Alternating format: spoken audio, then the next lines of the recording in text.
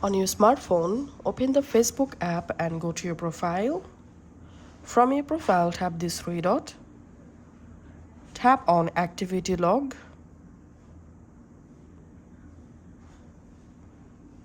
Here, tap on your Facebook activity and scroll down. Here you'll find saved items and collections. Tap on Manage Saved Items.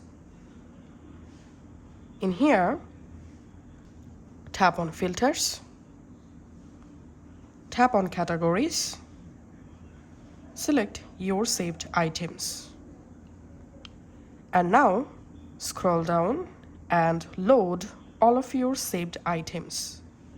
Once you successfully reached the bottom of your saved list, now scroll up, tap on All to select all of your saved items. Then tap on Remove. Tap on Remove, and all of your saved items will be removed after verifying your Facebook password. Thanks for watching.